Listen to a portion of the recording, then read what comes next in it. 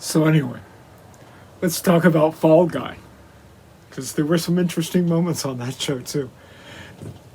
It seems like people's favorite is this story. We're going up to location in Mount Baldy. And so we're in the process of winding our way up there. And there's getting a fair amount of snow on the ground. And Lee Majors, the star, great guy, said, "I need to pee." I said, there's nobody out here. It was like, 11 o'clock at night, middle of the dark, winding our way up an empty road. And he says, "Well, that would be good, except I know that once I'm out there peeing, you'll drive off." And I was like, man, that never even occurred to me. He's the boss, never would have thought of it. In the car also is the co-star, Doug Barr. And so Doug and I say, "Oh, we're not going to, we wouldn't do that. No way. You're Lee Majors." So he's like, "I don't trust you guys." Okay. Yeah. So we know time is on our side. And shortly thereafter, he says, "Okay, I gotta pee. And just promise me you won't drive off." So I say, "We won't drive off." Doug says, "Not driving off." So we pull over to the side of the road and Lee gets out. And he goes over toward the bushes to pee. And I say to Doug, "What do you think?" He says, "Let's go." So Lee is out there a dangle, and we take off and leave him standing there looking at us like, "I'm going to kill you guys when you get back here." So we go up and we make a loop and we come back and we're laughing. And Lee gets in the car and he is pissed. But he's the kind of person, kind of guy, that isn't going to punish you for a guy's kind of joke. So he gets in and he says, "That wasn't very nice." I said, "I got to tell you, if you hadn't said it, I would never have thought of it. And Doug probably would never have said, 'Let's go.'" By the way, it was Doug that said all that, not me, Lee. I'm just the driver. On that same trip up to Mount Baldy, on that same road, before Lee has to pee, he takes a letter out of his inside jacket pocket and he opens it up and he begins to read it to us. And it ends up, it's a letter from Farrah Fawcett Majors at the time, soon to be Farrah Fawcett. And she is telling Lee why she has to leave and that she's filing for divorce. And I get the impression that Lee hasn't told Doug any of this before. He certainly hasn't told me. And maybe it's for public, maybe it's not. But as of yet, it's not. And he reads us the saddest letter in the saddest voice.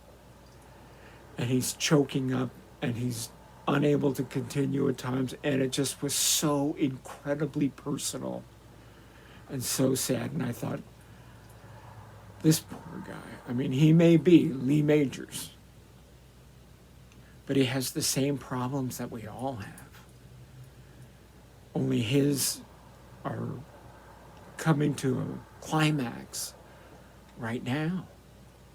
And I just felt so bad for him. Not bad enough not to drive off when he's peeing, but really bad for him. And that was the way Lee was about personal things. He would tell you in his own time, in his own way, but he was a very, very private person. We were on the set in one of the first days of filming, and Lee has Colt, right? Colt has this truck that's very special. It's a jump truck, bump truck, it does everything truck. As a matter of fact, I had a toy of it that you like ran it into the wall and it exploded into pieces. Loved it. Wish I could find it. Anyway, specialty truck. So Lee is working with a young lady who is playing about 15. I think she was more like 20. But anyway, Dana, playing about 15. And he and she are having a long walk and talk. And they start, and it has to restart, and it has to restart again. And we go back and forth, and I'm there, watching over the truck, which is in the scene. And it goes on for at least 20 minutes, which is a long time in TV camera time. And finally, they walk all the way across this lawn, and they get to the truck, and Lee gives his final line, reaches for the door. Oh, no, can't open it. It's locked, which is my responsibility. I should have made sure that truck did not have a locked door. And from across a 100-yard lawn, I see Lee looking at me. And that look was just like,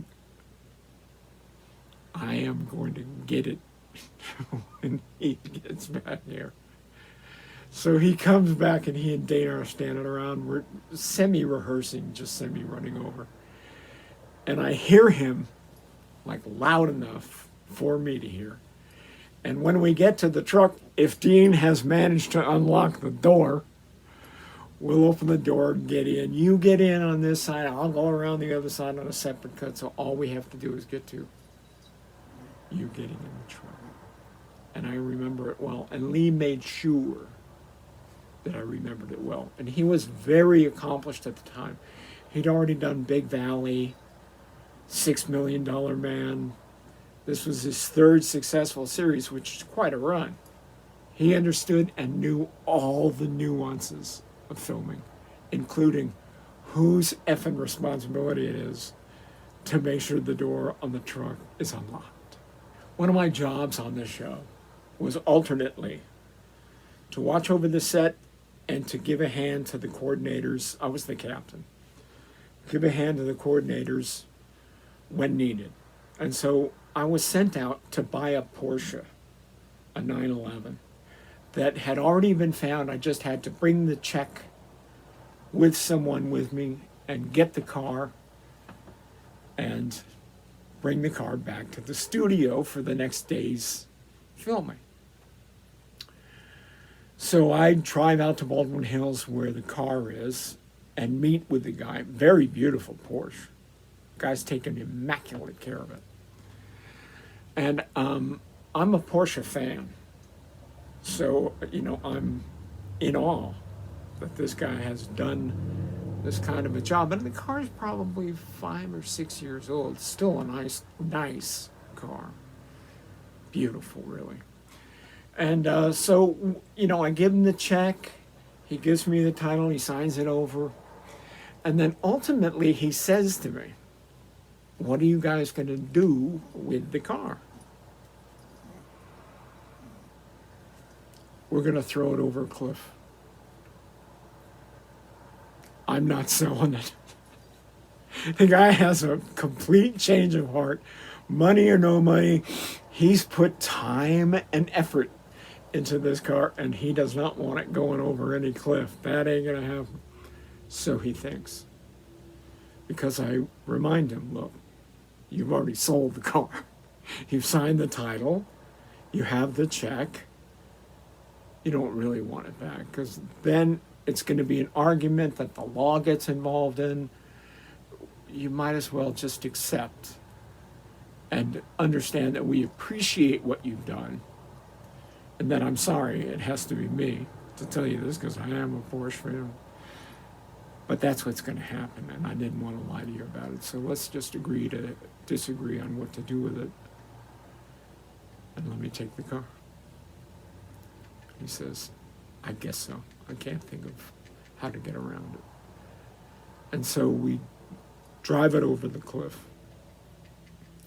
And I called the guy the night that episode was going to air and said, I don't know if you'd care to, but tonight on ABC is going to be your car going over the cliff with Colt's truck chasing it if you want to watch.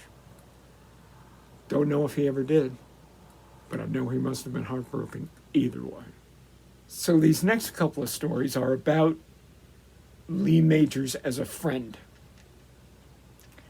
And I'm not talking about a friend to me, although he was a good friend to me. I'm talking about that Lee,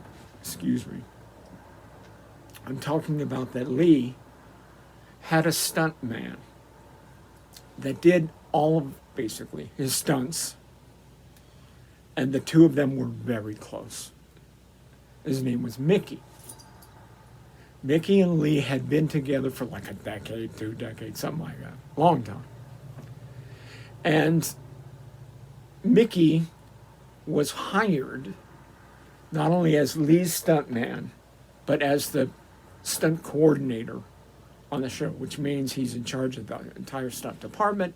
You get extra bucks for that, yada, yada, yada. Very happy. It's a big thing to be the department head and pick up the money for doing stunts.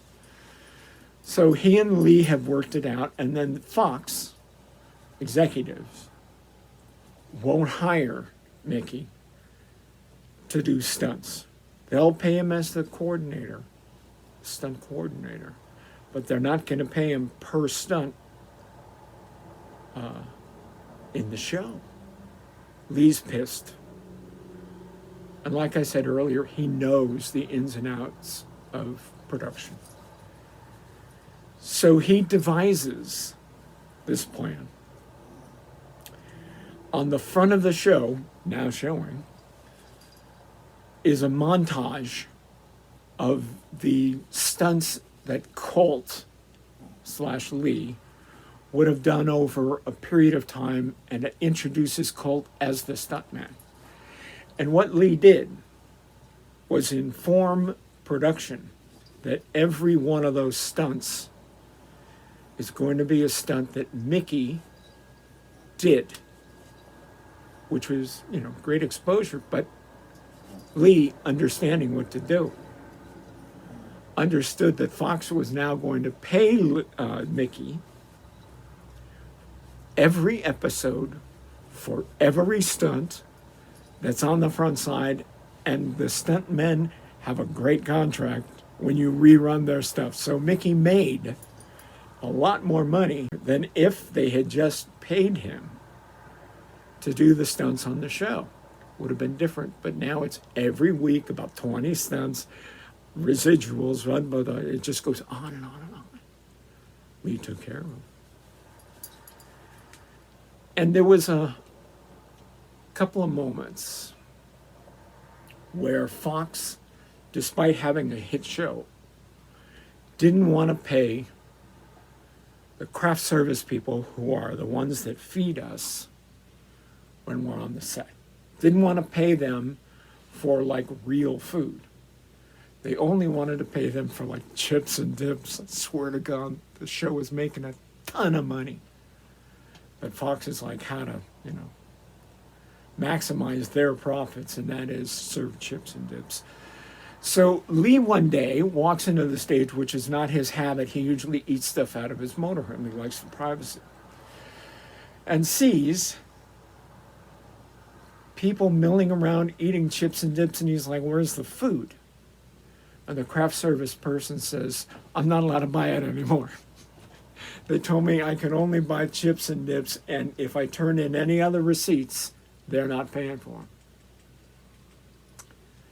So Lee hearing this and seeing the unhappy people,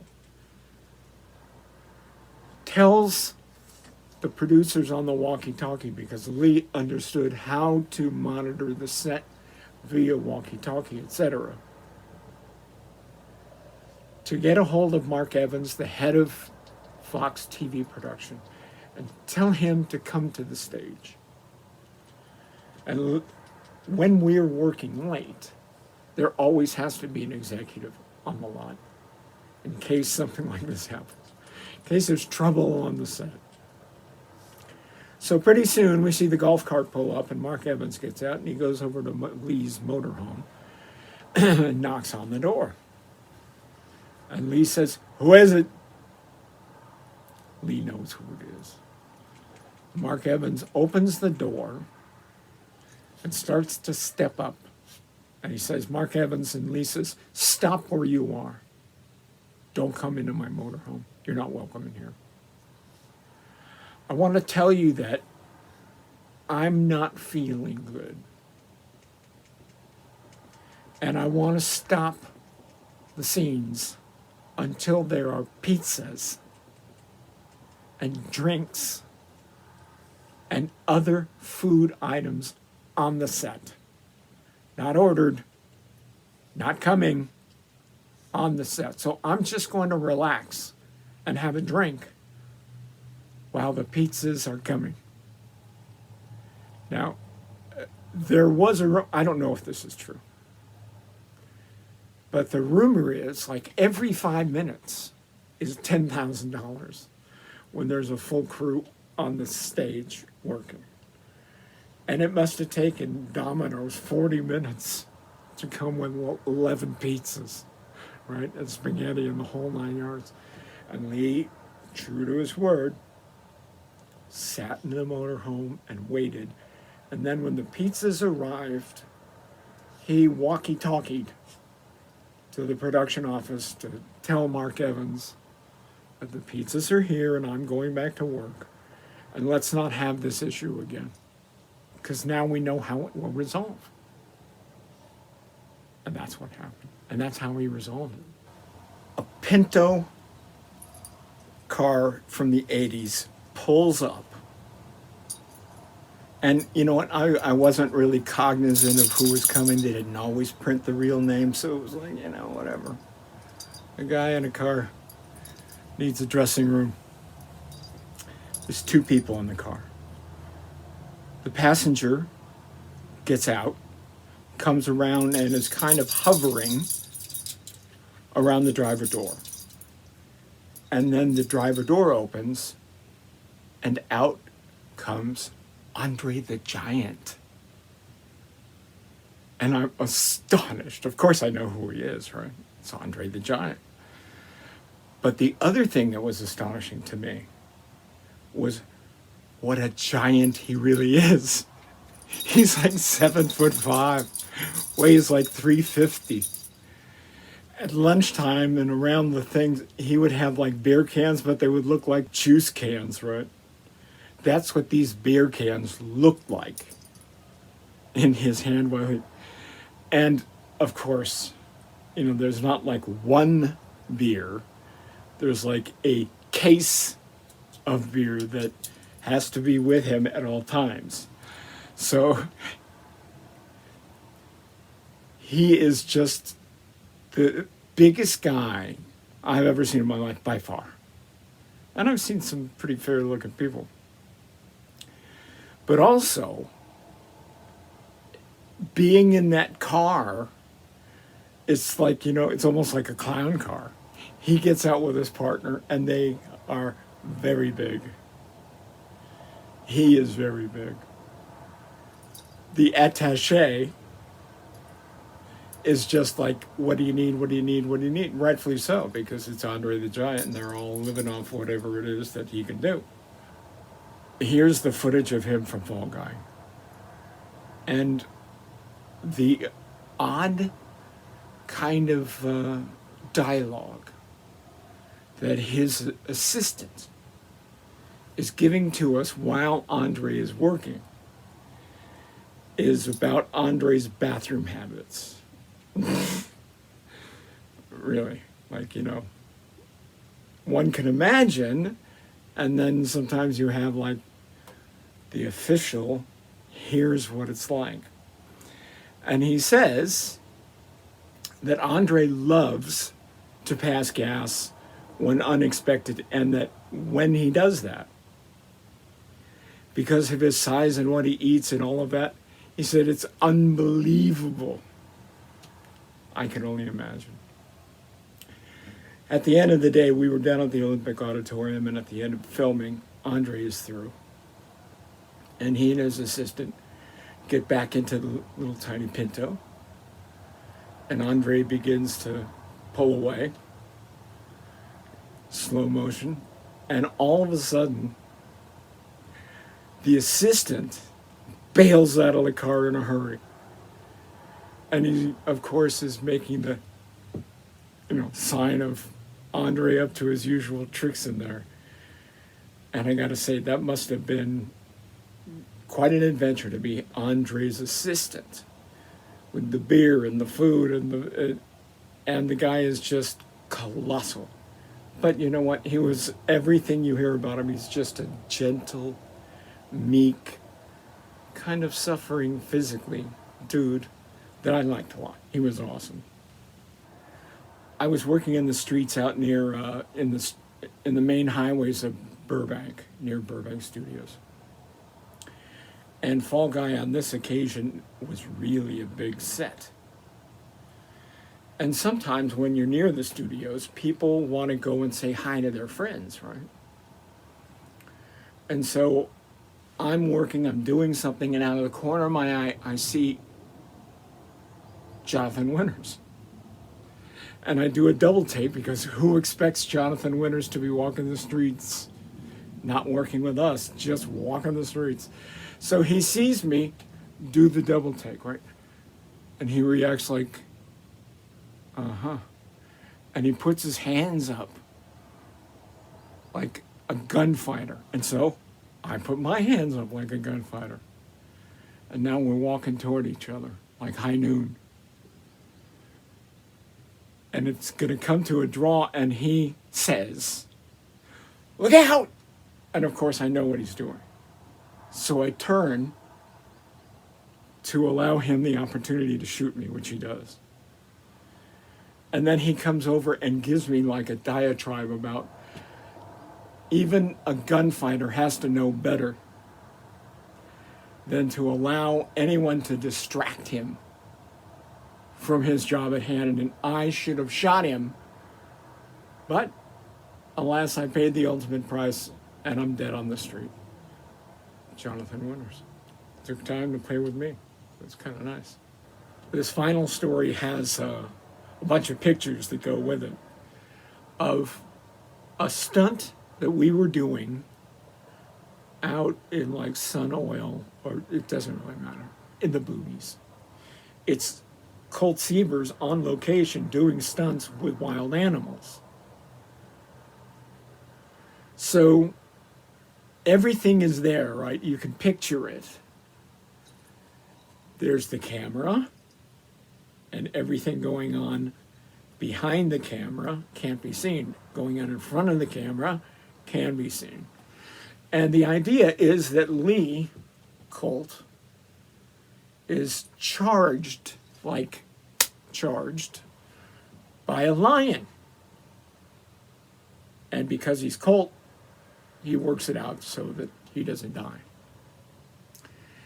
And this guy Monty and his wife, nice enough people, are having difficulty getting the lion to charge Lee on cue.